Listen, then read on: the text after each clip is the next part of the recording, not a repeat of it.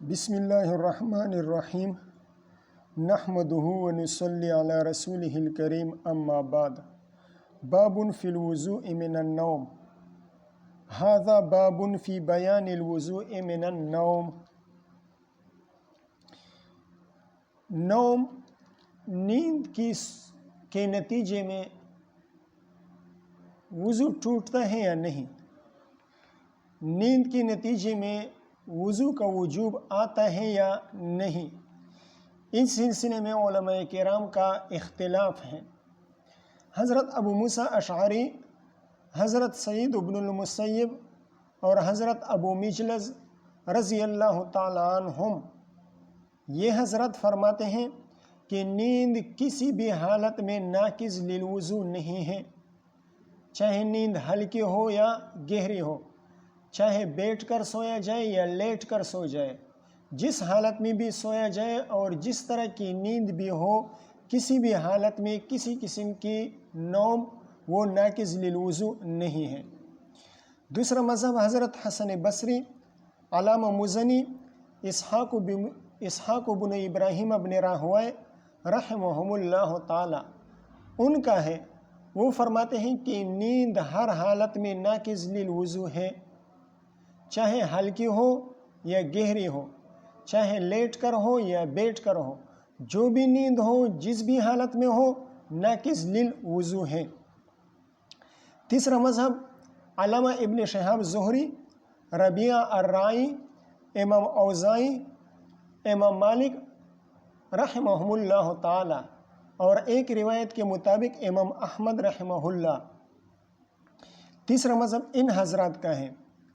وہ فرماتے ہیں کہ نوم کثیر ہر حالت میں ناقض للوضو ہے اور نوم قلیل کسی بھی حالت میں ناقض نہیں ہے۔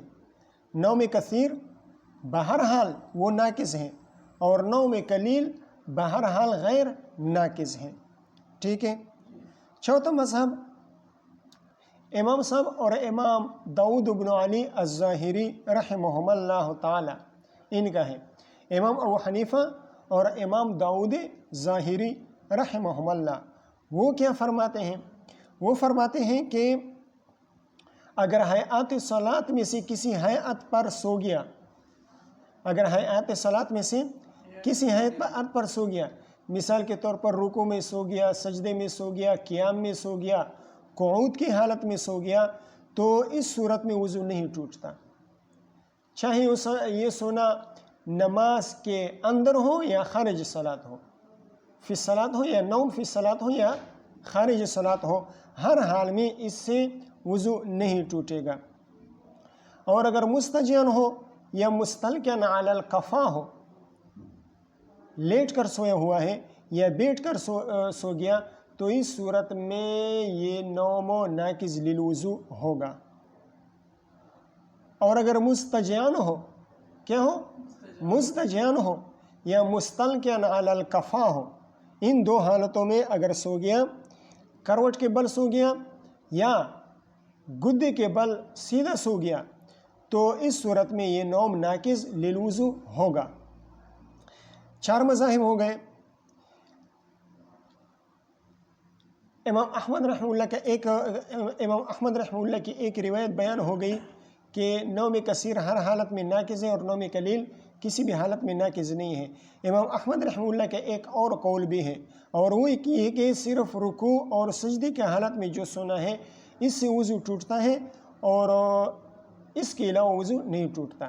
صرف سجدے کی رکوع اور سجدے کی حالت میں اگر سونا ہو تو اس سے وضو ٹوٹ جائے گا، اس کے علاوہ نہیں ٹوٹتا۔ ان کا ایک تیسرا قول بھی ہے، ان کا یہ تیسرا قول یہ ہے کہ صرف حالت سجدہ میں نوم ناقض للوضو ہے۔ پہلا یہ کہ نوم کثیر ناقض ہے، نوم قلیل ناقض نہیں ہے۔ دوسرا رکوع اور سجدے کی حالت میں سونا یہ ناقض للوضو ہے، اس کے علاوہ نہیں ہے۔ اور تیسرا قول ان کا یہ سامنے آ گیا کہ حالت سجدہ میں سونا اس سے وضو ٹوٹتا ہے، اس کے علاوہ سے نہیں ٹوٹتا۔ ٹھیک ہے۔ امام شافعی رحمہ اللہ کا ایک ضعیف قول ہے، اور وہ یہ کہ نماز میں جس بھی حالت میں آدمی سو جائے وضو نہیں ٹوٹتا۔ نماز کے اندر جس بھی حالت میں سو جائے، رکو ہو، سجدہ ہو، قیام ہو، قعود ہو، جلسہ ہو، قومہ ہو، جس بھی حالت میں ہو نماز کے اندر وضو نہیں ٹوٹے گا، اور خارج صلاۃ اگر سو گیا تو ٹوٹ جائے گا۔ یہ امام شافعی رحمہ اللہ کا ایک قول ہے، لیکن ضعیف قول ہے۔ اور امام شافعی رحمہ اللہ کا مذہب یہ ہے کہ اگر ایسی حالت میں بیٹھ کر سو گیا کہ مقعد زمین پر رکھا ہوا ہے تو اس سے وضو نہیں ٹوٹتا، اور اگر مقعد زمین سے اٹھا ہوا ہے تو وضو ٹوٹ جائے گا، چاہے نیند کم ہو یا زیادہ ہو، نوم قلیل ہو یا نوم کثیر ہو، اور چاہے نوم فی الصلاۃ ہو یا نوم خارج الصلاۃ ہو، ہر حال میں نماز کے باہر وضو ٹوٹ جائے گا۔ بس سمجھ میں آ گئی؟ اب دیکھیں روایت بسند المتصل منا الى الامام ابی داود رحمہ اللہ تعالی انہ قال حدثنا احمد بن محمد بن حنبل قال حدثنا عبد الرزاق قال اخبرنا ابن جریج قال اخبرني نافع قال حدثني عبد الله بن عمر رضی اللہ تعالی عنہما وعنہم ان رسول اللہ صلی اللہ علیہ وسلم شغل عنها لیلتا، حضور صلی اللہ علیہ وسلم ایک رات مشغول کیے گئے اس سے، کس سے؟ یعنی شغل عن الصلاة عن العشاء الآخرہ، شغل عن صلاة العشاء یا شغل عن العشاء الآخرہ فأخرها، حضور صلی اللہ علیہ وسلم نے نماز کو اپنے وقت معتاد سے مؤخر کر دیا، فأخر الصلاة عن وقتها المعتاد حتی رقدنا فی المسجد، یہاں تک کہ ہم مسجد میں سو گئے، ثم استيقظنا، پھر بیدار ہو گئے، ثم رقدنا ثم استيقظنا ثم رقدنا ثم خرج علینا، پھر حضور صلی اللہ یعنی بار بار وہ بیٹھے وہ بار بار سوتے اور جاگتے، سوتا اور جاگتے، ثم خرج علینا، پھر حضور صلی اللہ علیہ وسلم ہمارے پاس تشریف لائے، فقال، اور فرمایا، لیس احد ینتظر الصلاة غیرکم، لیس احد ینتظر صلاة العشاء غیرکم، لیس احد ینتظر الصلاة غیرکم، تم میں سے کوئی بھی نہیں ہے جو عشاء کی نماز کا، تم میں سے کوئی ایسا نہیں ہے جو عشاء کی نماز کا انتظار کر رہا ہو تمہارے علاوہ،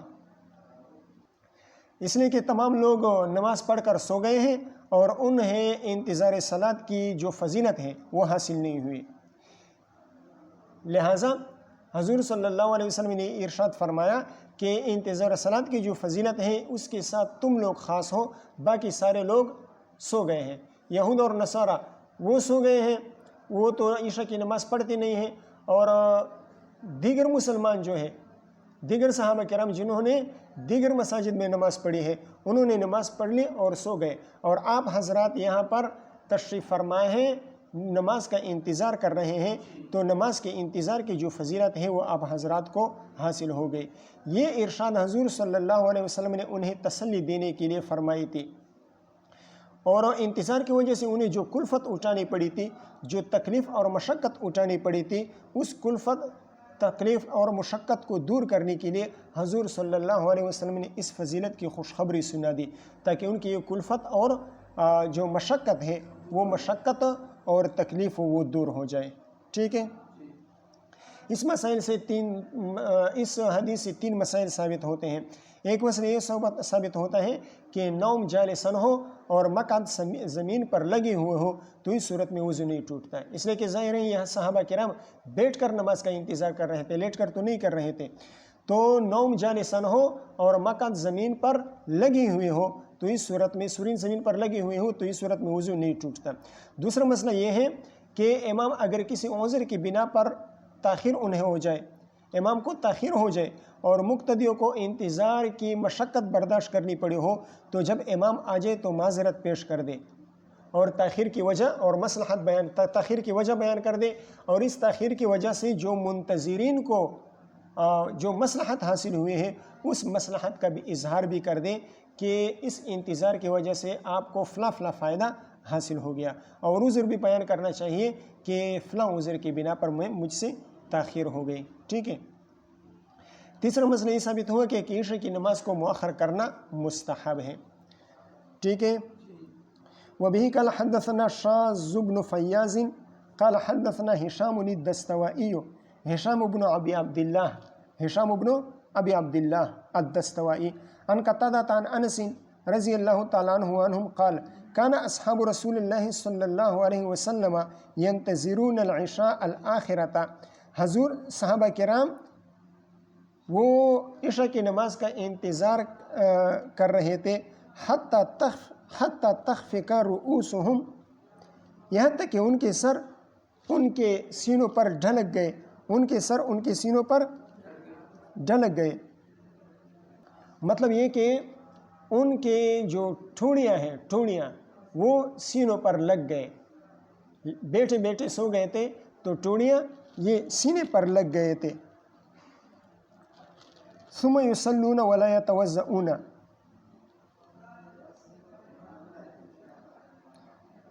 حضرت انس بن مالک رضی اللہ تعالیٰ فرماتے ہیں کان اصحاب رسول اللہ صلی اللہ علیہ وسلم ينتظرون العشاء الآخرۃ، صحابہ کرام عشاء کی نماز کا انتظار کیا کرتے تھے حتی تخفق. عشاء آخرہ یہ عشاء کی نماز کو کہا جاتا ہے. عشاء اولا پہلے مغرب اور عشاء دونوں کو عشاء کہا جاتا تھا، پھر مغرب کو مغرب کہا جانے لگا اور عشاء کو عشاء کا وہی پرانا نام برقرار رکھا گیا. لیکن کبھی کبھار عشاء کے لیے عشاء آخرہ کا لفظ بھی ذکر کیا جاتا ہے. حتی تخفق رؤوسهم، یہاں تک کہ ان کے سر جھک جاتے تھے، یعنی ان کی ٹوڑیاں ان کے سینوں سے لگ جاتی تھی بیٹھے بیٹھے. ثم يصلون ولا يتوضؤون، پھر وہ نماز پڑھتے تھے اور تجدید وضو نہیں کیا کرتے تھے.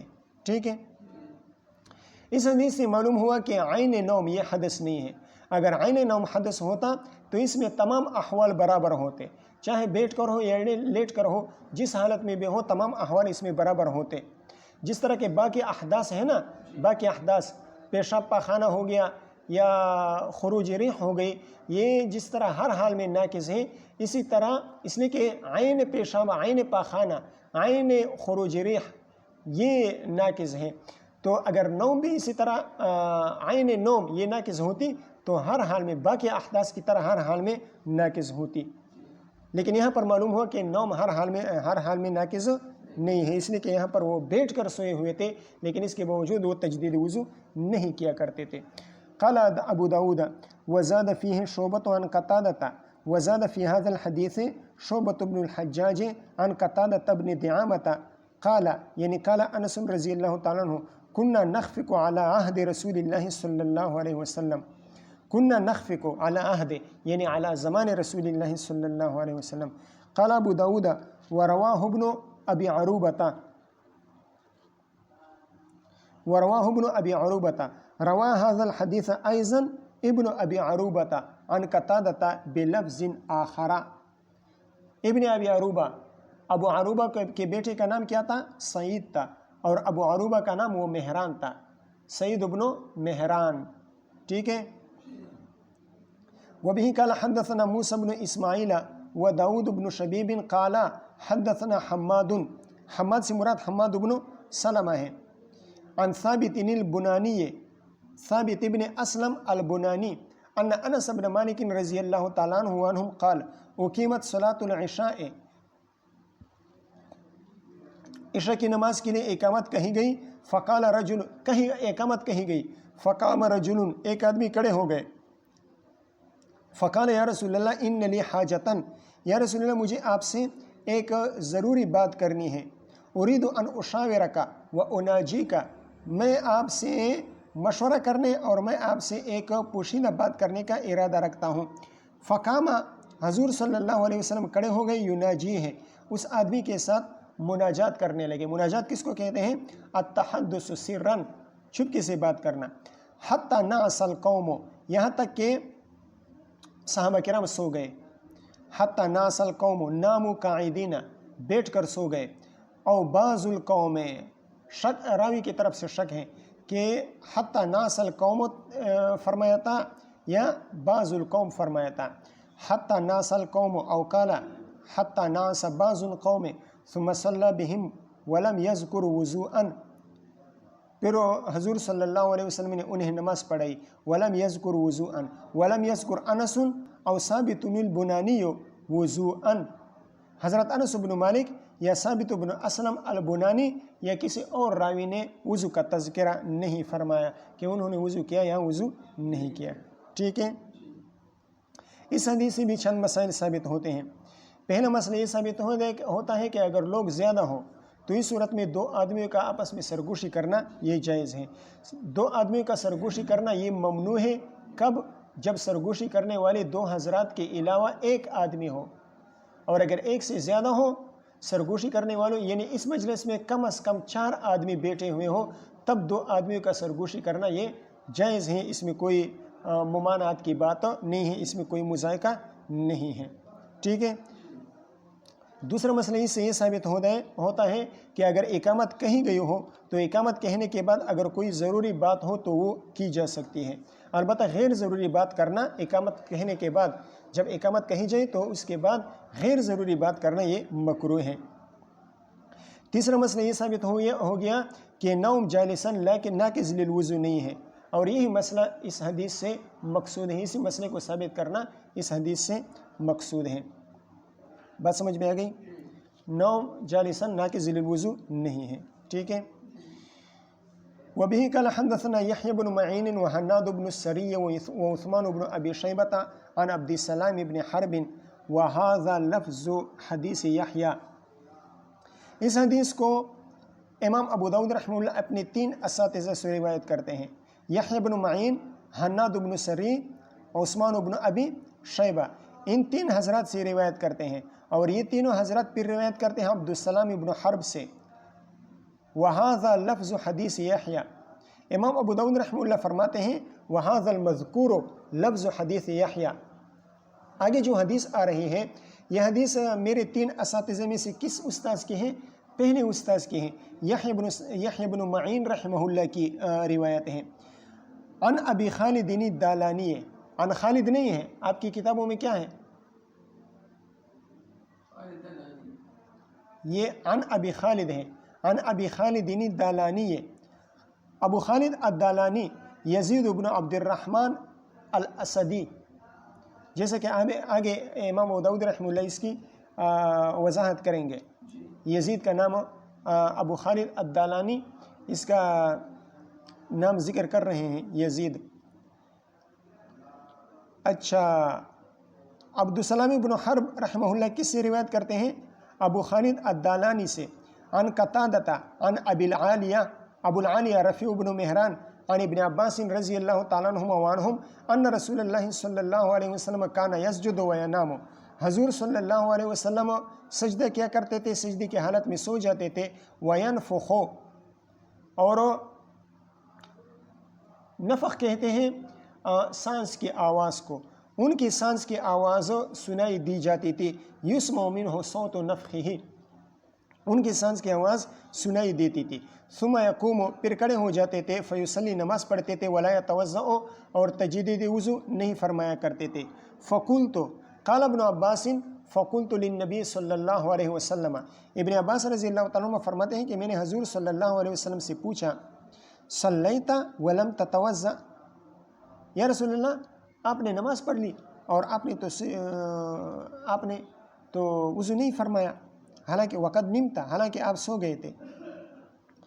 صلیت ولم تتوضأ حال کونک قد نمتا، اس حال میں کہ آپ سو گئے تھے. یعنی کیا مطلب ہوا؟ مطلب یہ ہوا کہ نواقض وضو میں سے ایک ناقص کا تحقق ہوا ہے، لیکن آپ نے تجدید وضو نہیں فرمایا. نواقض وضو میں سے ایک ناقص کا تحقق اور ثبوت آیا ہے، لیکن آپ نے تجدید وضو نہیں فرمایا ہے. فقال، نبی علیہ الصلوۃ والسلام نے فرمایا انما الوضوء علی من نام مضطجعا. انما الوضوء علی من نام مضطجعا، وضو اس شخص پر لازم ہوتا ہے. انما الوضوء واجب علی من نام مضطجعا. انما الوضوء واجب علی من نام مضطجعا، وضو اس آدمی پر واجب ہوتا ہے جو اضطجاع کی حالت میں سو جائے، جو کروٹ کے بل سو جائے. یہاں پر انما کلمہ حصر ہے یہ، لیکن یہ حصر اس میں حقیقی نہیں ہے بلکہ یہ حصر اضافی ہے، اور حصر اضافی پر یہ باقی دو حضرات کا اگلی جملہ آ رہا ہے فَإِنَّهُ إِذَا اسْتَجَارَ ختم مفاصلہ، یہ والا جملہ اس حصر کے اضافی ہونے پر دلالت کر رہا ہے۔ عثمان بن ابی شیبہ اور حناد بن السری ان کے الفاظ آ رہے ہیں فَإِنَّهُ إِذَا اسْتَرْخَتْ مفاصلہ، یہ والا جملہ اس پر دلالت کر رہا ہے۔ بات سمجھ میں آ گئی؟ اس جملے سے معلوم ہو رہا ہے کہ نوم فی نفسہ ناقض للوضو نہیں ہے۔ پہلے یہ بات عرض ہو گئی کہ عین نوم یہ ناقض للوضو نہیں ہے، تو اس جملے سے بھی معلوم ہو رہا ہے کہ نوم فی نفسہ ناقض للوضو نہیں ہے، اس لیے کہ اگر نوم فی نفسہ ناقض ہوتی تو جميع احوال میں ناقض ہوتی، حالانکہ ایسا نہیں ہے۔ تو اس کے ناقض ہونے کے لیے علت یہ ہے کہ اس کے نتیجے میں استرخاء مفاصل ہو جاتا ہے، نوم کے نتیجے میں استرخاء مفاصل ہو جاتا ہے، اور استرخاء مفاصل کی صورت میں خروج ریح کا احتمال زیادہ ہوتا ہے، اور خروج ریح ایک امر مبطن ہے۔ خروج ریح کیا ہے؟ ایک امر مبطن ہے، اس لیے کہ حالت نوم میں عدم ادراک ہوتا ہے، عدم شعور ہوتا ہے، غفلت کی حالت ہوتی ہے، تو خروج ریح کا انسان کو پتہ نہیں چلتا۔ تو سبب کو اصل کے قائم مقام قرار دیا گیا ہے، جیسے کہ فقہ قاعدہ بھی ہے اقامت السبب الظاہر مقام المعنی الخفی معہود فی الشرع۔ تو حالت نوم چونکہ عدم ادراک اور عدم شعور اور بے خبری کی حالت ہوتی ہے، غفلت کی حالت ہوتی ہے، اس نوم کی حالت میں خروج ریح کا پتہ نہیں چلتا، تو سبب خروج ریح کا جو سبب ہے نوم، اس کو اصل کے قائم مقام قرار دیا گیا ہے کہ جب نوم پایا جائے گا تو ہم یوں کہیں گے کہ خروج ریح پائی گئی، نوم پایا گیا تو ہم کہیں گے کہ خروج ریح پائی گئی، اور خروج ریح چونکہ ناقض للوضو ہے تو اس وجہ سے خروج ریح کا قائم مقام ہو گیا نوم، اور پھر نوم کے نتیجے میں ہم حکم لگائیں گے انتقاض وضو کا۔ جیسا کہ سفر کو مشقت کے قائم مقام قرار دیا گیا ہے، تو جب سفر ہوگا چاہے مشقت ہو یا نہ ہو تو ہر حال میں قصر کیا جائے گا، ٹھیک ہے۔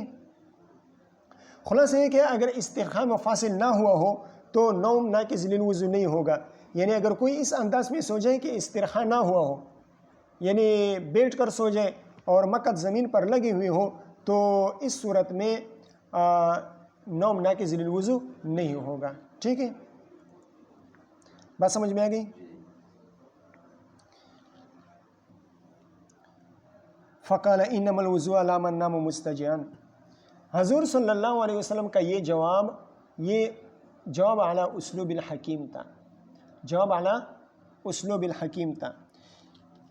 کیا مطلب؟ حضور صلی اللہ علیہ وسلم کے لیے یہ بھی جائز تھا کہ حضور صلی اللہ علیہ وسلم یہ جواب دیتے کہ اے ابن عباس، میں سو گیا تھا لیکن انبیاء کرام کا وضو یہ سونے سے نہیں ٹوٹتا، یہ جواب بھی دے سکتے تھے، لیکن حضور صلی اللہ علیہ وسلم نے ایک اور انداز کے ساتھ جواب دے دیا تاکہ امت کے لیے ایک مسئلے کا ظہور ہو جائے، امت کے لیے ایک مسئلے کا بیان سامنے آ جائے، اور وہ یہ کہ نبی کا معاملہ تو الگ ہے، لیکن امتی کے نسبت سے نوم کا حکم یہ ہے کہ امتی کا وضو یہ نوم سے ٹوٹتا ہے، تو حضور صلی اللہ علیہ وسلم نے امت کی نسبت سے یہ جواب دے دیا کہ اس صورت میں وضو ٹوٹتا ہے جب کیا ہو، جب گدی کے بل انسان سو جائے تو اس صورت میں وضو ٹوٹتا ہے۔ بات سمجھ میں آ گئی؟ حضور صلی اللہ علیہ وسلم کی نیند تو ناقض للوضو نہیں ہے نا، تو حضور صلی اللہ علیہ وسلم یہ جواب دے سکتے تھے کہ عینایا تنامان ولا ینام قلبی، لیکن حضور صلی اللہ علیہ وسلم نے یہ جواب نہیں دیا، بلکہ یہ جواب دیا انما الوضوء علی من نام مستجعا، یہ جواب دے دیا۔ تو یہ جواب اعلیٰ اسلوب الحکیم ہے تاکہ امت کے لیے ایک مسئلے کا اس میں بیان ہو جائے امت کی نسبت سے، ٹھیک ہے۔ یہاں تک روایت انما الوضوء علی من نام مستجعا، یہاں تک کی روایت یہ یحییٰ بن معین کی تھی۔ آگے جو روایت آ رہی ہے یہ عثمان بن ابی شیبہ اور حناد بن السری کی ہے، یہ یحییٰ بن معین کی روایت میں آگے والے الفاظ موجود نہیں ہیں۔ زاد عثمان و حناد فإنه اذا استجار استرخت مفاصله، اس لیے کہ جب وہ استجا کی حالت میں سو جاتا ہے تو استرخاء مفاصل ہو جاتا ہے۔ یہ والا جملہ یحییٰ بن معین کی روایت میں موجود نہیں ہے۔ قال ابو داؤد قولہ الوضوء علی من نام مستجیاً هو حدیث منکر۔ اس روایت انما الوضوء علی من نام مستجیاً، یہ حدیث اس کا ایک اور حدیث کے ساتھ تعارض آ رہا ہے۔ حضور صلی اللہ علیہ وسلم فرماتے ہیں عینای تنامان ولا ینام قلبی، میری آنکھیں تو سوچتی ہیں لیکن میرا دل جاگتا ہے۔ تو اس حدیث کے ساتھ اس کا تعارض ہے۔ تو اس تعارض کی وجہ سے امام ابو داؤد رحمہ اللہ اس حدیث پر نکارت کا حکم لگا رہے ہیں کہ یہ حدیث کیا ہے؟ منکر ہے۔ دیکھیں، اور نکارت کی وجوہات بھی بیان کی ہیں۔ امام ابو داؤد رحمہ اللہ فرماتے ہیں الوضوء علی من نام مستجیاً، یہ والی روایت جو ہے ہوا حدیث منکر، یہ حدیث منکر ہے۔ دیکھیں، وہاں پر تھا ابو خالد الدالانی، یہاں پر ہے یزید الدالانی، ٹھیک ہے؟ تو یہ یزید اور ابو خالد کا نام یزید تھا، ٹھیک ہے؟ حدیث منکر کس کو کہا جاتا ہے؟ جس میں غیر ثقہ وہ ثقات کی مخالفت کرے، غیر ثقہ وہ ثقات کی مخالفت کرے۔ اور یزید دالانی، ابو خالد الدالانی، اس پر محدثین نے کلام فرمایا ہے، ان کو ضعیف قرار دیا ہے۔ اب دیکھو، پہلی وجہ نکارت کی کیا ہے؟ پہلی وجہ یہ ہے کہ انما الوضوء علی من نام الی آخرہ، یہ زیادتی جو ہے یہ صرف ابو خالد الدالانی روایت کرتے ہیں، باقی محدثین کی بہت بڑی جماعت ہے وہ اس زیادتی کو روایت نہیں کرتے۔ لم یرویہ الا یزید الدالانی عن قتادہ وروا اولہ جماعت عن ابن عباس، اور اس کا پہلا جملہ جو ہے، جو سوال اور جواب یہ سوال اور جواب سے پہلے ثم یقوم فیصلی ولا یتوضأ، یہاں تک ابن عباس رضی اللہ تعالیٰ عنہ اور حضور صلی اللہ علیہ وسلم کا جو سوال اور جواب ہے، اس کے علاوہ پہلا جملہ ولا یتوضأ تک، یہاں تک جملہ وروا اولہ سے مراد وہ والا حصہ ہے۔ جماعت عن ابن عباس لم یذکروا شیئا من ھذا، اور اس جملے کو انما الوضوء علی من نام مستجیاً فانہ اذا استجاع استرخت مفاصلہ، یہ والا جملہ محدثین کی بہت بڑی جماعت اس کو روایت نہیں کرتی۔ تو نکارت کی ایک وجہ تو یہ ہو گئی۔ وقال، اس کالا کا فائل کون ہے؟ تو بعض علماء کرام فرماتے ہیں کہ ابن عباس ہیں، اور بعض فرماتے ہیں کہ حضرت اکرمۃ بن عمار ہیں رضی اللہ عنہما۔ وقال، اور ابن عباس رضی اللہ تعالیٰ عنہما یا اکرمۃ بن عمار رضی اللہ تعالیٰ عنہ، ان میں سے ایک نے فرمایا کان النبی صلی اللہ علیہ وسلم محفوظاً، حضور صلی اللہ علیہ وسلم کیا تھے؟ محفوظ تھے۔ حضور صلی اللہ علیہ وسلم محفوظ تھے۔ کس طرح کیا محفوظ تھے؟ اس بات سے محفوظ تھے کہ حضور صلی اللہ علیہ وسلم سے حدث کا خروج ہو جائے اور انہیں پتہ ہی نہ چلے، اس بات سے کیا تھے؟ محفوظ تھے۔ کس سے محفوظ تھے؟ کہ حضور صلی اللہ علیہ وسلم سے حدث کا خروج ہو جائے اور حضور صلی اللہ علیہ وسلم کو کچھ پتہ ہی نہ چلے، اس سے محفوظ تھے۔ یہ مطلب نہیں ہے کہ حضور صلی اللہ علیہ وسلم خروج حدث سے محفوظ تھے، نہیں، خروج حدث سے یعنی عام امتوں کے سلسلے میں جو حدث ہوتی ہے اس کے خروج سے حضور صلی اللہ علیہ وسلم محفوظ تھے، یہ مطلب نہیں ہے، بلکہ مطلب یہ ہے کہ اگر خروج حدث ہو جائے اور حضور صلی اللہ علیہ وسلم کو پتہ نہ چلے، اس بات سے وہ محفوظ تھے۔ وقالت عائشہ، تو حضرت عائشہ رضی اللہ تعالیٰ فرماتی ہیں قال النبی صلی اللہ علیہ وسلم تنام عینای ولا ینام قلبی، یہ حضور صلی اللہ علیہ وسلم کی نیند کا اور امتوں کی نیند کے درمیان فرق کو بیان کرنے کے لیے امام ابو داؤد رحمہ اللہ نے اس کو ذکر کیا ہے کہ حضور صلی اللہ علیہ وسلم کی نیند یہ ناقض للوضو نہیں ہے، اور امت کی نیند وہ ناقض للوضو ہے۔ اور اس میں حضور صلی اللہ علیہ وسلم کے کمال حضور اور دوام شہود کا بھی بیان کیا گیا ہے کہ حضور صلی اللہ علیہ وسلم ہر وقت تجلیات الہیہ میں، ہر وقت انوارات الہیہ کا مشاہدہ فرمایا کرتے تھے، چاہے سونے کی حالت میں ہو یا جاگنے کی حالت میں، کسی بھی حالت میں حضور صلی اللہ علیہ وسلم کا دل غفلت کا شکار نہیں ہوتا تھا، ہر حال میں انوارات الہیہ کا ادراک فرمایا کرتے تھے۔ وقال شعبۃ، ایک اور وجہ بیان کر رہے ہیں نکارت کی۔ شعبۃ بن الحجاج رحمہ اللہ فرماتے ہیں انما سمع قتادۃ عن ابی العالیہ اربعۃ احادیث، حضرت قتادہ رحمہ اللہ نے ابو العالیہ رفیع بن مہران رحمہ اللہ سے صرف 4 احادیث سنے ہیں۔ کتنے احادیث سنے ہیں؟ 4 احادیث سنے ہیں۔ امام ترمذی رحمہ اللہ فرماتے ہیں کہ حضرت علی بن المدینی رحمہ اللہ نے فرمایا کہ حضرت یحییٰ بن سعید رحمہ اللہ فرماتے ہیں کہ حضرت شعبۃ بن الحجاج رحمہ اللہ فرماتے ہیں کہ قتادہ نے ابو العالیہ سے صرف 3 حدیث سنے ہیں۔ کتنی حدیثیں؟ 3 حدیث سنے ہیں۔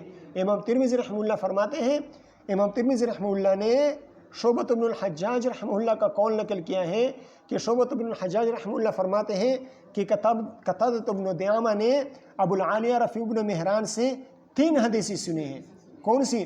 ایک حضرت عمر رضی اللہ تعالیٰ عنہ کی حدیث کہ حضور صلی اللہ علیہ وسلم نے نہانی الصلاۃ بعد العصر حتی تغرب الشمس و بعد الصبح حتی تطلع الشمس، ایک یہ حدیث ہے۔ دوسری ابن عباس رضی اللہ تعالیٰ عنہما کی حدیث ہے کہ حضور صلی اللہ علیہ وسلم فرماتے ہیں لا ينبغي لأحد ان يقول انا خیر من یونس بن متی، حضور صلی اللہ علیہ وسلم فرماتے ہیں کہ کسی کے لیے جائز نہیں ہے کہ وہ یہ کہہ دے کہ حضور صلی اللہ علیہ وسلم حضرت یونس علیہ السلام سے افضل ہیں۔ 2 حدیث ہو گئی۔ اور تیسری حضرت علی رضی اللہ عنہ کی حدیث ہے القضاۃ ثلاثۃ، القضاۃ ثلاثۃ۔ تو امام ترمذی رحمہ اللہ فرماتے ہیں کہ یہی 3 حدیثیں قتادہ بن دعامہ نے رفیع بن مہران رحمہ اللہ سے سنی ہیں۔ امام بیہقی رحمہ اللہ نے السنن الکبریٰ للبیہقی میں امام ابو داؤد رحمہ اللہ کے اس قول کو نقل کرنے کے بعد حضرت امام بیہقی رحمہ اللہ فرماتے ہیں کہ قتادہ نے ان 4 کے علاوہ 2 احادیث اور بھی سنے ہیں۔ قتادہ بن دعامہ کون فرماتے ہیں؟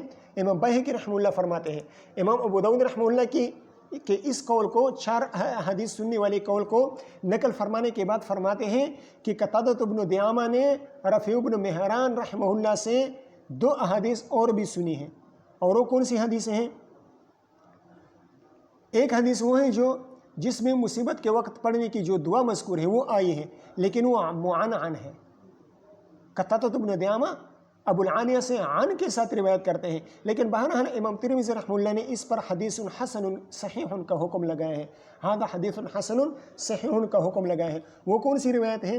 وہ مصیبت کے وقت پڑھنے کی جو دعا ہے وہ مذکور ہے۔ وہ کون سی دعا ہے؟ لا الہ الا اللہ الحلیم لا الہ الا اللہ الحلیم الحکیم، لا الہ الا اللہ رب العرش العظیم، لا الہ الا اللہ رب السماوات والارض ورب العرش الکریم۔ ایک یہ حدیث ہے عن کے ساتھ ہے، لیکن امام ترمذی رحمہ اللہ نے صحت کا حکم لگایا ہے۔ اور دوسری روایت یعنی چھٹی روایت وہ مسلم شریف میں باب الاسراء برسول اللہ صلی اللہ علیہ وسلم اس باب میں آیا ہے، جس میں آپ صلی اللہ علیہ وسلم کا حضرت موسیٰ اور دیگر انبیاء کرام علیہم السلام کے ساتھ کی رؤیت کا ذکر ہے کہ حضور صلی اللہ علیہ وسلم نے حضرت موسیٰ علیہ السلام اور دیگر انبیاء کو دیکھا۔ تو اس اعتبار سے قتادہ کی روایت ابو العالیہ سے وہ 6 ہوتی ہیں، نہ 3 ہیں اور نہ 4 ہیں۔ ٹھیک ہے۔ وقال شعبۃ انما سمع قتادہ عن ابی العالیہ 4 احادیث۔ اب یہ 4 حدیثوں کی تفصیل۔ حدیث یونس بن متی کی روایت یہ بخاری شریف کتاب الانبیاء میں ہے۔ امام بخاری رحمہ اللہ اپنی سند کے ساتھ بیان فرماتے ہیں حدثنا شعبۃ عن قتادہ انہ قال سمعت ابا العالیہ انہ قال حدثنا ابن ابی عمر حدثنا ابن عم نبیکم یعنی ابن عباس رضی اللہ تعالیٰ عنہما وعنہم۔ تو اس میں سما کی تصریح ہے۔ اس میں قتادہ بن دعامہ کیا فرماتے ہیں؟ سمعت ابا العالیہ، سما کی تصریح ہے۔ اسی طرح مسلم شریف میں بھی روایت آئی ہے، وہاں پر بھی سما کی تصریح کے ساتھ حضرت قتادہ رحمہ اللہ روایت کرتے ہیں۔ ٹھیک ہے۔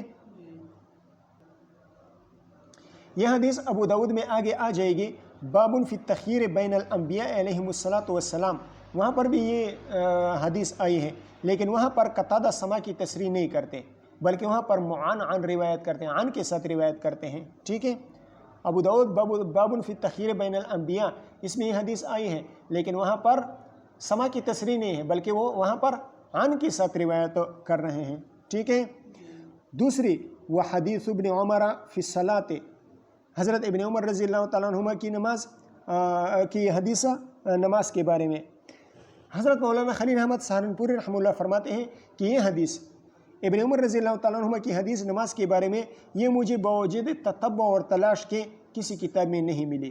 وہ فرماتے ہیں کہ امام ترمذی رحمہ اللہ کا جو قول ہے کہ قتادہ نے ابو العالیہ سے 3 حدیثیں سنی ہیں، تو ہو سکتا ہے وہ قول صحیح ہو، اور ابن عمر رضی اللہ تعالیٰ عنہ کی یہ روایت جہاں پر جس کا امام ابو داؤد رحمہ اللہ نے اس کو ذکر کیا ہے یہاں پر، تو یہ قتادہ نے ابو العالیہ سے نہ سنی ہو، تو امام ترمذی رحمہ اللہ کا جو شمار ہے، جو تعداد ہے یعنی 3، وہ صحیح ہو۔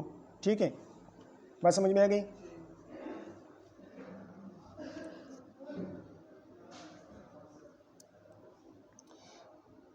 تیسری، وحدیث القضاۃ ثلاثۃ، وحدیث القضاۃ ثلاثۃ، اس روایت کو امام ترمذی رحمہ اللہ نے حضرت علی رضی اللہ عنہ کی طرف منسوب کیا ہے، لیکن آگے امام ابو داؤد رحمہ اللہ ایک باب قائم فرمائیں گے، باب فی القاضی یخطئ، اس میں اس حدیث کی تخریج کی ہے امام ابو داؤد رحمہ اللہ نے، لیکن وہاں پر کس سے روایت کیا ہے؟ ابن برینہ عن ابیہ کے سند کے ساتھ روایت کیا ہے، ابن برینہ عن ابیہ کے سند کے ساتھ۔ ٹھیک ہے، اور امام ترمذی رحمہ اللہ نے اس کو حضرت علی رضی اللہ عنہ کی طرف منسوب کیا ہے۔ وحدیث ابن عباس حدثنی رجال مرضیون منہم عمر وارزاہم عند عمر، یہ حدیث، یہ چوتھی حدیث ہے، یہ حدیث بخاری شریف باب الصلاۃ بعد العصر میں آئی ہے، اس میں بھی قتادہ سما کی تصریح کے ساتھ روایت کرتے ہیں۔ اسی طرح امام ترمذی رحمہ اللہ نے باب کراہیت الصلاۃ بعد العصر و بعد الفجر، وہاں پر منصور کی طریق کے ساتھ ذکر کیا ہے اس حدیث کو۔ امام ابو داؤد رحمہ اللہ نے جو چوتھے نمبر پر روایت کیا ہے، اس کو امام ترمذی رحمہ اللہ نے باب کراہیت الصلاۃ بعد العصر و بعد الفجر، اس میں منصور کی طریق کے ساتھ روایت کیا ہے، وہاں پر اخبار کی تصریح ہے، وہاں پر کس کی تصریح ہے؟ اخبار کی تصریح ہے، یعنی اخبرنی ابو العالیہ، اس طرح کے الفاظ ہیں۔ اور علماء رحمہ اللہ نے امام نسائی رحمہ اللہ کے حوالے سے نقل کیا ہے، وہاں پر تحدیث کی تصریح ہے، یعنی حدثنا ابو العالیہ۔ ٹھیک ہے، یہ بات ہو گئی۔ وبه قال حدثنا حيوة بن شريح الحمصي في آخرين قالوا حدثنا بقية عن الوزين بن عطاء، في آخرين کا کیا مطلب؟ حدثنا حيوة بن شريح الحمصي حال كونه في آخرين من الشيوخ، حال كونه كائنا في آخرين من الشيوخ، یعنی حدثني هو وغيره من الشيوخ، مجھے حیوۃ بن شریح نے بھی حدیث بیان کی اور ساتھ ساتھ دیگر شیوخ نے بھی مجھے حدیث بیان کی۔ کل وہ سارے فرماتے ہیں حدثنا بقیۃ عن الوزین بن عطاء عن محفوظ بن علقمۃ عن عبد الرحمن بن عائز عن علی بن ابی طالب رضی اللہ تعالیٰ عنہ عنہم قال قال رسول اللہ صلی اللہ علیہ وسلم وقاء الصح العینان، وقاء کا کیسا کی طرح وقاء، ریبات القربہ کو کہا جاتا ہے۔ وقاء کس کو کہتا ہے؟ ڈھوری کو کہا جاتا ہے، بندن کو کہا جاتا ہے، جس کے ساتھ مشکیزیں وغیرہ کو باندھا جاتا ہے، اس کا منہ باندھا جاتا ہے، تو اس کو کہا جاتا ہے۔ ٹھیک ہے، وقاء الصح، یہ اصل میں تھا ستہن، صح اصل میں کیا تھا؟ ستہن، فرسن کے وزن پر، اور اس کی جمع آتی ہے استاہن، جیسے کہ افراسن۔ پھر ستہن میں ہاں کو حذف کیا گیا، شروع میں حمزہ لے آئے تو استن ہوا۔ استن یہ حدیث میں آیا بھی ہے، استن کے الفاظ حدیث میں آئے بھی ہیں۔ پھر جب ہاں کو دوبارہ لے آئے اور تا کو حذف کر دیا، آخر میں جو ہاں حذف کی گئی تھی اس ہاں کو دوبارہ لے آئے اور اس کی جگہ پر تا جو عین کلمہ ہے اس کو حذف کر دیا، اور ہاں کو حذف کیا تھا، حمزہ کو لے آئے تھے، تو جب ہاں کو لے آئے تو حمزہ کو اڑائیں گے، تو ہاں آ گئی، حمزہ اڑ گئی، اور تا بھی جو عین کلمہ ہے وہ بھی اڑ گئی، تو کیا بن گیا؟ سہون بن گیا۔ کیا بن گیا؟ سہون بن گیا۔ وقاء الصح العینان، عینان یہ سرین کی جو ڈوری ہے، سرین کا جو بندن ہے، یہ آنکھیں ہیں، یعنی جاگنا ہے۔ جب آدمی جاگا ہوا ہوتا ہے تو اس کا سرین بندہ ہوا ہوتا ہے، اور جب سرین بندہ ہوا ہوتا ہے تو اس سے خروج ریح نہیں ہوتا، جیسا کہ مشکیزے کا منہ بند کر دیا جائے کسی ڈوری بندن وغیرہ کے ساتھ تو مشکیزے کے اندر جو پانی وغیرہ ہے وہ باہر نہیں آتا۔ اسی طرح جب آدمی بیدار ہوتا ہے تو اس کی سرین ایک قسم کی ڈوری کے ساتھ یہ جو یکزہ کی ڈوری ہے اس کے ساتھ بندھی ہوئی ہوتی ہیں تو خروج ریح نہیں ہوتا، لیکن جب آدمی سو جاتا ہے تو بندھن اور ڈوری کھل جاتی ہے۔ تو جس طرح مشکیزی کا منہ کھول دیا جائے تو آسانی کے ساتھ مشکیزی میں جو مصروف ہے وہ آسانی کے ساتھ باہر آتا ہے، اسی طرح جب آدمی سو جاتا ہے تو اس سے خروج ریح کا مظنہ یہ زیادہ ہوتا ہے، ٹھیک ہے۔ فمن نام فلیتوضأ، پس جو آدمی سو جائے تو کیا کر لے؟ وضو کر لے۔ سہ کس کو کہا جاتا ہے؟ حلقۃ الدبر کو کہا جاتا ہے، دبر کا جو حلقہ ہے اس کو۔ فمن نام فلیتوضأ، جو آدمی سو جائے تو وضو کر لے، وضو بنا لے، ٹھیک ہے۔ بعض حضرات نے اس حدیث سے اس بات پر استدلال کیا ہے کہ نوم چاہے قلیل ہو یا کثیر ہو اور جس بھی ہیئت پر ہو، ہیئات میں سے جس بھی ہیئت پر ہو، قلیل ہو یا کثیر ہو، ہر حال میں نوم ناقض للوضو ہے۔ جواب یہ ہے کہ نوم قلیل کو نوم نہیں کہا جاتا ہے بلکہ اس کو نعاس کہا جاتا ہے، اس لیے کہ نیند کی حالت میں تماسک معدوم ہو جاتا ہے، نیند کی حالت میں تماسک معدوم ہو جاتا ہے اور نعاس کی حالت میں تماسک معدوم نہیں ہوتا۔ تو نعاس کی حالت، نعاس کو جب نیند نہیں کہا جاتا تو نعاس ہلکی نیند تو نعاس ہلکی نیند ہے، اس کو تو جب نعاس کو نیند نہیں کہا جاتا تو نعاس کی حالت میں وضو نہیں ٹوٹے گا، اس لیے کہ نیند کی حالت میں تماسک معدوم ہو جاتا ہے اور نعاس کی حالت میں تماسک معدوم نہیں ہوتا، تو جب نعاس کی حالت میں تماسک معدوم نہیں ہوتا تو وضو بھی نہیں ٹوٹے گا۔ اس کے علاوہ یہ حدیث دو وجوہات کی بنا پر معلول ہے۔ پہلی وجہ ہے کہ بقیہ یہ مختلف راوی ہیں، بہت سارے محدثین نے، بہت سارے ائمہ جرح و تعدیل نے انہیں ضعیف قرار دیا ہے، اور دوسرا علت اس میں یہ ہے کہ یہ منقطع ہیں۔ حضرت عبد الرحمن بن عائس کا سما، حضرت عبد الرحمن بن عائس کا سما وہ حضرت علی رضی اللہ عنہ سے ثابت نہیں ہے، ٹھیک ہے، حضرت علی رضی اللہ عنہ سے سما ثابت نہیں ہے۔ باب فی الرجل یطأ الاذى برجلہ، باب فی الرجل یطأ النجاسۃ برجلہ هل یتوضأ او لا یتوضأ، جب نجاست کو رونگ لے پاؤں کے ساتھ تو آیا وضو کر لے یا وضو بنا لے یا وضو نہ بنائے۔ صحابہ کرام تو غریب قسم کے لوگ تھے، وہ مسجد آیا کرتے تھے نماز پڑھنے کے لیے تو برہنہ پاؤں ہوتے تھے، ان کے پاؤں میں کوئی جوتا موزہ وغیرہ نہیں ہوتا تھا عام حالات میں، تو گدے گھوڑے اور خچر وغیرہ یہ گلی محلوں میں گھومتے پھرتے تھے اور لید بھی ڈالا کرتے تھے، لید بھی کیا کرتے تھے، تو صحابہ کرام رضی اللہ عنہم کے پاؤں اس لید کے ساتھ ملوث ہو جاتے تھے، تو وہ وضو کیا کرتے تھے یا نہیں۔ اسی طرح عام آدمی اگر اس کے پاؤں نجاست کو روند لے تو وہ وضو کرے گا، وضو بنائے گا یا نہیں بنائے گا، تو اس سلسلے میں یہ باب قائم کیا گیا ہے۔ وبه قال حدثنا حناد بن السری وابراہیم بن ابی معاویہ عن ابی معاویہ، یہ دونوں حضرات حناد بن السری اور ابراہیم بن ابی معاویہ یہ دونوں حضرات روایت کرتے ہیں ابو معاویہ محمد بن خازم سے، ٹھیک ہے۔ قال وحدثنا عثمان بن ابی شیبہ، دیکھیں امام ابو داؤد رحمہ اللہ کے تین اساتذہ سامنے آ گئے، حناد بن السری، ابراہیم بن ابی معاویہ اور عثمان بن ابی شیبہ۔ قال وحدثنا عثمان بن ابی شیبہ قال اخبرنا شریک بن عبد اللہ وجریر بن عبد الحمید وابن ادریس، یعنی عبداللہ بن ادریس۔ عثمان بن ابی شیبہ اپنے تین اساتذہ سے روایت کرتے ہیں، اخبرنا شریک ایک، وجریر دو، وابن ادریس تین، یہ تینوں حضرات عن الاعمش عن شقیق، سلیمان بن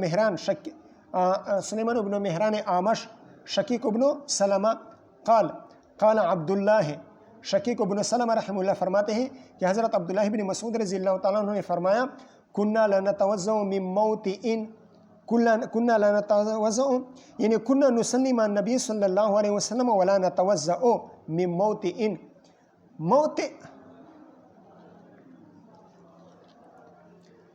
موطئ یا تو مصدر میمی ہے یا موطئ اسم مفعول ہے، اصل میں موطوء تھا، ٹھیک ہے، یعنی نجاست کے روندنے سے ہم وضو نہیں کیا، نجاست کے روندنے کے نتیجے میں ہم وضو نہیں کرتے تھے۔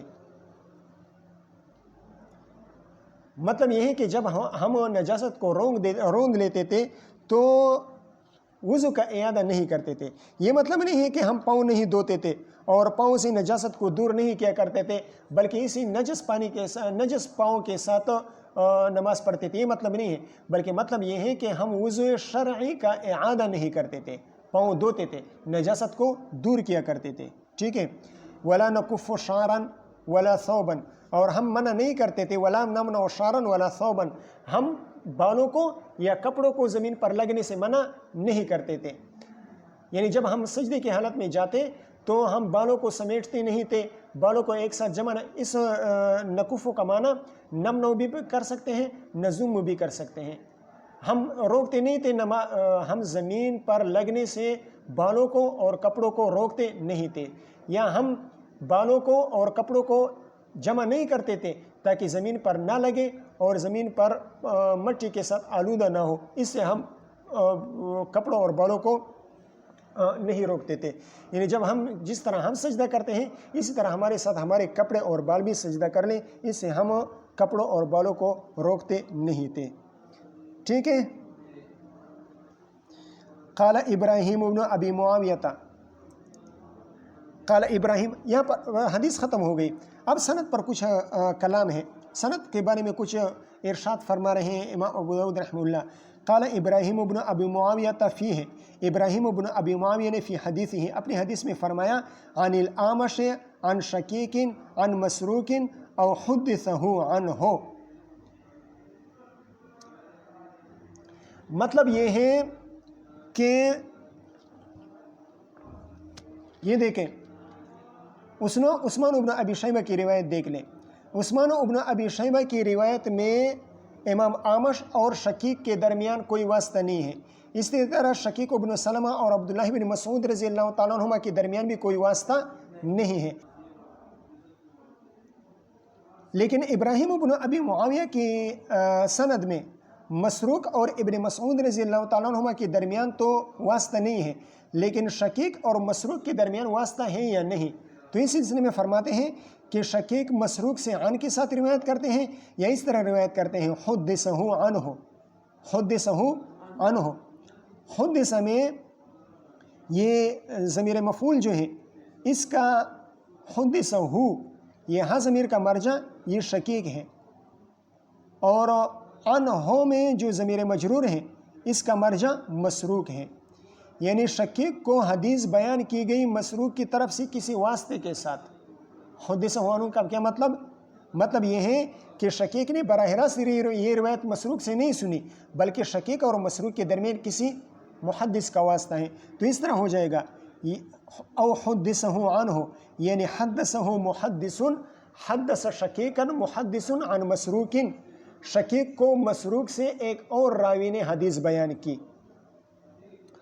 تو ابراہیم ابن ابی معاویہ کی روایت میں یا تو شکیک عن کے ساتھ مسروق سے روایت کرتے ہیں براہ راست، اور یا شکیک اور مسروق کے درمیان ایک واسطے کا ذکر ہے، واسطہ مبہوم ہے، واسطہ مبہم ہے، یہاں پر اس کا ذکر نہیں ہے. ٹھیک ہے. قال قال عبداللہ ہے، پھر مسروق فرماتے ہیں کہ عبداللہ بن الی آخر ہے. تو مسروق اور عبداللہ کے درمیان واسطہ نہیں ہے، اور شکیک اور مسروق کے درمیان واسطہ ہے یا نہیں، تو اس میں ابراہیم ابن ابی معاویہ کو تردد ہے. ٹھیک ہے. وقال حناد، اس کا عطف وقال ابراہیم پر، اس کا عطف قال ابراہیم پر ہے.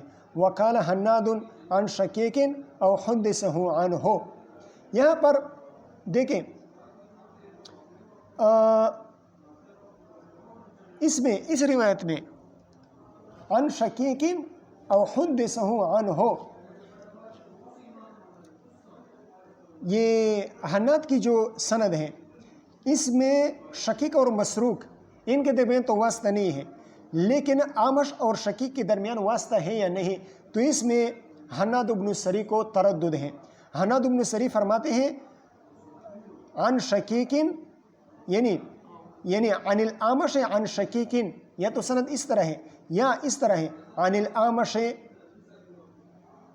عن شکیک او حدثہ عنہ، یہ بھی مقبول کی طرح ہے. یعنی شکیک اعمش وہ شکیک سے عن کے ساتھ روایت کرتے ہیں یا اس طرح روایت کرتے ہیں کہ حدثہ عنہ، اعمش اور شقیق کے درمیان واسطہ ہے، اعمش اور شقیق کے درمیان کیا ہے؟ واسطہ ہے۔ حدثہ میں یہ جو ضمیر منصوب ہے اس کا مرجع یہ اعمش ہو جائے گا، اس کا مرجع کون ہو جائے گا؟ امام اعمش ہو جائے گا، اور عنہ کی ضمیر کا مرجع یہ شقیق ہو جائے گا، ٹھیک ہے؟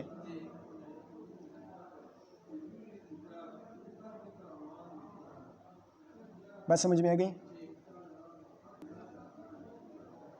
او حدثہ عنہ وقال حناد عن شقیق او حدثہ عنہ، یہ بھی مقبول کی طرح ہے لیکن ضمائر میں تھوڑا سا فرق ہے۔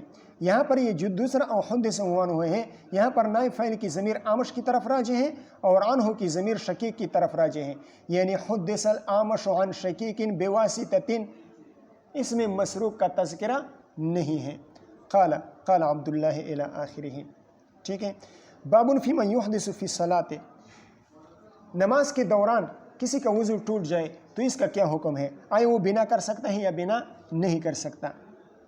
باب فی من یحدث فی الصلاۃ، یعنی باب فی من یصدر منہ الحدث علی قصد او بغیر قصد، باب فی من یصدر منہ الحدث علی قصد او بغیر قصد، یا یوں کہیں ھذا باب فی بیان حکم من یصیبہ الحدث فی الصلاۃ۔ وبه قال حدثنا عثمان بن ابی شیبہ، اس سلسلے میں اختلاف یہ ہے کہ اس سلسلے میں تفصیل یہ ہے کہ بنا کر سکتے ہیں یا نہیں، تو بنا کے بارے میں تفصیل یہ ہے کہ اگر حدث کا صدور یہ عمدن ہو، قصدن کسی نے وضو توڑ دیا ہو نماز کے دوران، پھر تو بالاتفاق استیناف کرے گا، نئے سرے سے نماز پڑھے گا، بنا نہیں کر سکتا۔ لیکن اگر بغیر قصد کے وضو ٹوٹ گیا ہو نماز کے دوران، بغیر قصد کے وضو ٹوٹ گیا ہو، تو جمہور اور ائمہ ثلاثہ فرماتے ہیں کہ اس صورت میں بھی استیناف ضروری ہے، نئے سرے سے نماز پڑھنا یہ ضروری ہے۔ لیکن امام صاحب فرماتے ہیں کہ بنا بھی کر سکتا ہے، البتہ اولا اور افضل یہ ہے کہ استیناف کر لے، لیکن اگر بغیر قصد کے وضو ٹوٹا ہو تو اس صورت میں احناف کے ہاں بنا کرنا وہ جائز ہے۔ وبه قال حدثنا عثمان بن ابي شيبة قال حدثنا جرير بن عبد الحميد عن عاصم الاحول عن عيسى بن حطان عن مسلم بن سلام عن علي بن طلق رضي الله تعالى عنه عنهم قال رسول الله صلى الله عليه وسلم اذا فسى احدكم في الصلاة، اذا فسى احدكم یعنی اذا خرج الريح التي لا صوت لها من دبر الانسان، ایسی ہوا خارج ہو جائے انسان کے دبر سے جو بلا صوت کے ہو، تو فی الصلاۃ یعنی فی خلال الصلاۃ، نماز کے دوران خروج ریح ہو جائے۔